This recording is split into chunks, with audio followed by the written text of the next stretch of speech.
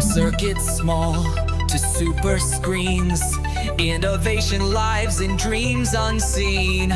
Lines of code that light up the game, bringing ideas to a digital flame. Bonjour les amis, bienvenue encore sur ma chaîne BrainTech.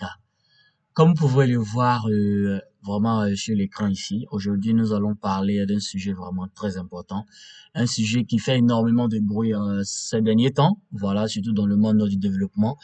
Franchement, tout d'abord, avant de rentrer dans le vif du sujet, c'était de vous abonner, d'activer la cloche de notification, de me lâcher le pouce pour liker, pour permettre vraiment à l'algorithme de YouTube de vraiment montrer tout ce contenu au maximum de personnes, afin qu'ils puissent découvrir ces nouvelles technologies qui arrivent, surtout dans le monde du développement. Sur ma chaîne ici, je vous partage surtout les nouveautés concernant le vibe coding, voilà, que je vais vous expliquer tout à l'heure.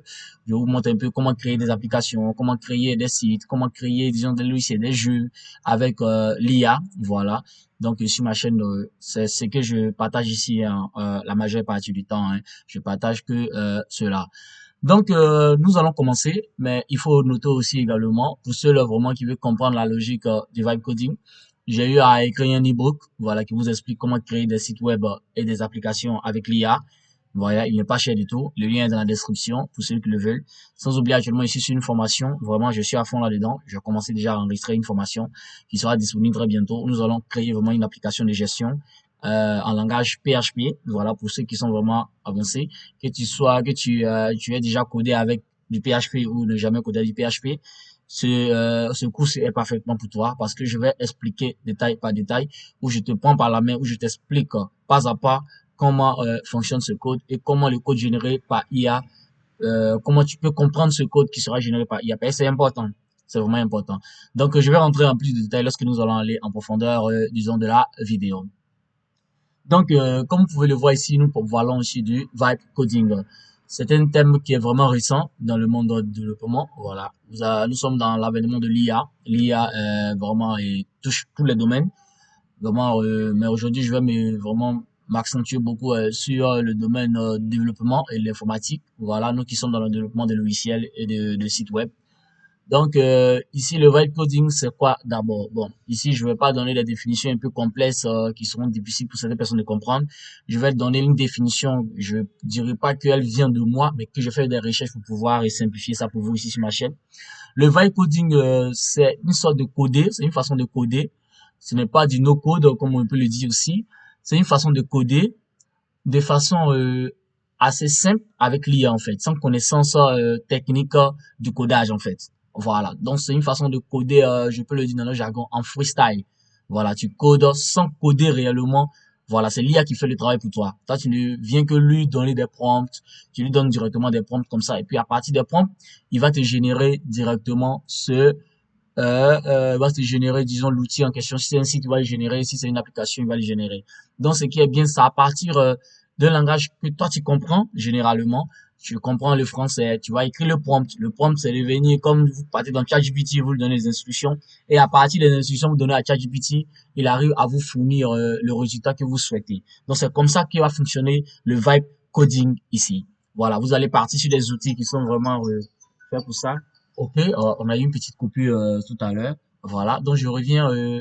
C'est ça en fait. Le vibe coding, c'est comme je l'ai si bien expliqué, c'est pour juste coder en freestyle qui va vous aider à créer des outils assez exceptionnels, des applications, des sites et même des jeux. Pour ceux qui sont sur ma chaîne, je viens de faire des tutos vraiment récemment dessus, sur un outil vraiment exceptionnel qui permet de créer des jeux grâce à des prompts. Donc ça sera un peu ça. Et je vais vous présenter quelques outils. Hein. Voilà, je vais vous présenter les outils que j'utilise pour vraiment effectuer ces tâches au quotidien. Nous avons comme premier outil, nous avons Bolt.me. Voilà, un outil assez simple à prendre en main, vraiment assez exceptionnel qui arrive à donner des résultats assez pertinents. Franchement, j'ai eu le tester et j'ai même fait une vidéo là-dessus. Je vous mettrai le lien de la vidéo quelque part là pour les personnes qui ne l'ont pas encore vu. Voilà, vous pouvez aller checker Bolt. Vraiment, il est assez exceptionnel, l'interface est assez. Voilà, vous arrivez, vous mettez le prompt ici et puis tranquillement, il vous génère quelque chose en quelques minutes. Voilà. Après Bolt, nous avons Lovable. Voilà, Lovable qui est un outil assez aussi exceptionnel. sur lequel aussi j'ai eu à faire déjà une vidéo qui est vraiment disponible là aussi. Voilà, le lien sera également soit dans la description ou je serai épinglé quelque part. Vous pourrez aller suivre ces vidéos. Voilà, le Webull, il est vraiment en matière de design, ils sont vraiment assez exceptionnels. Ben, ces outils, ils ont les forces et faiblesses. Voilà, j'ai utilisé un peu tous ces outils et j'ai vu un peu les forces et faiblesses. Vraiment, ils sont assez exceptionnels. Voilà. Maintenant, après ça, nous avons Replit. Replit que j'ai pas eu à faire un tuto directement ici sur ma chaîne, mais qui est un outil aussi assez exceptionnel. Voilà, je vous mettrai les liens dans la description pour ceux qui veulent aller également les tester. Mais il se comporte également comme les autres outils que je viens de citer, où j'ai déjà fait une vidéo dessus, Bolt et le Webull. C'est pareil. Vous pouvez également y avoir fait pareillement, avoir un prompt et puis essayer de faire tout cela. Donc, avec ces outils, on peut dire que ces trois que je viens de citer sont des outils qui n'ont pas besoin de connaissances techniques. Il suffit, tu viens, tu rentres, tu t'inscris et puis tu colles ton prompt pour créer un site web, une landing page. Lorsque tu colles cela, automatiquement, il le génère en quelques minutes. Il est comme ça, simple et assez exceptionnel. Maintenant, on va essayer de citer d'autres outils encore qui rentrent un peu, disons, sur un niveau assez technique. Pour ces outils, on va citer par exemple Qsor. Voilà, Qsor pour les développeurs. C'est un outil assez exceptionnel. Il a une interface comme Visual Studio Code. Pour ceux qui suivent ma chaîne depuis longtemps, on a eu à travailler sur Visual Studio Code ici, qui est un éditeur de code assez exceptionnel et vraiment qui est vraiment utilisé par un maximum de développeurs.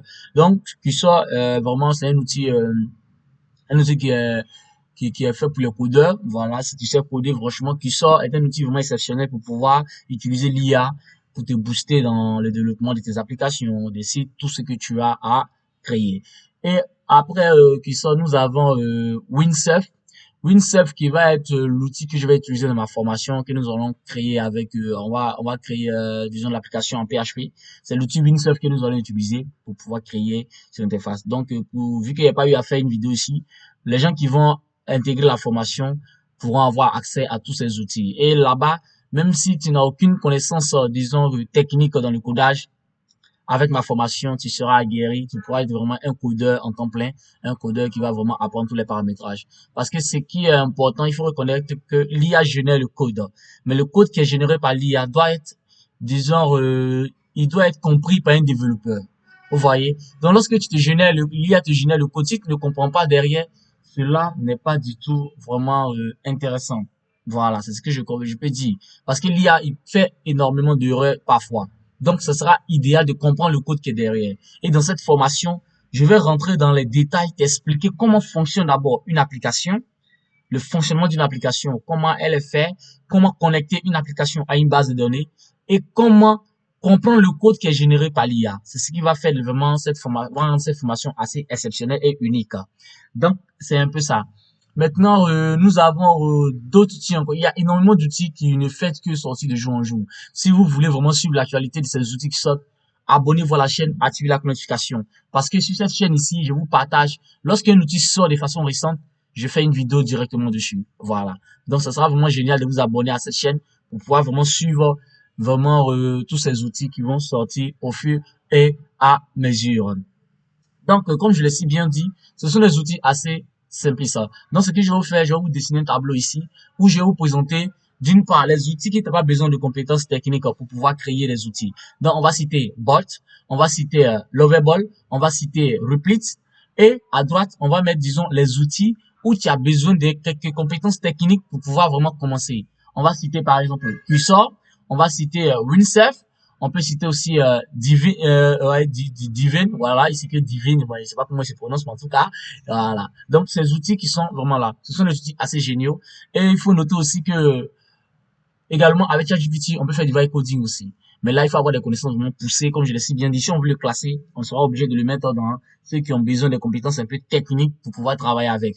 Voilà, parce qu'il faut avoir vraiment ces compétences un peu poussées pour travailler ces outils, comprendre quelques notions essentielles. Et dans ma formation, lorsque tu vas suivre ma formation, tu pourras vraiment utiliser ces outils-là. Même même si tu n'as jamais codé, tu pourras le faire. Voilà. Donc, d'autres vidéos vont sortir où je vais vous montrer un peu les forces et les faiblesses de chaque outil. On va entrer un peu les détails pour vous expliquer un peu tout ça. Donc, ce qui va être vraiment quelque chose d'assez génial. Donc, abonnez-vous à la chaîne, hein, activez la notification et partagez. Vous pouvez partager entre vous les amis pour permettre à d'autres personnes aussi de découvrir cette chaîne qui ne partage que des choses intéressantes sur l'évolution de l'IA dans le monde du développement web et mobile. Donc, c'était un peu la formation. Donc, c'était BrainTech. Et à la prochaine, les gars. N'oubliez pas, l'ebook est toujours en description pour les personnes intéressées qui veulent vraiment rentrer en profondeur dans ce domaine qui est là. C'est un domaine d'avenir qui est là. Donc, il faut vraiment se faire former. C'est plus important que tout. Car, comme on le dit toujours, se former est l'investissement le plus rentable. Voilà. Donc, on sera à la prochaine, les gars. À plus. Dreams unseen, lines of code that light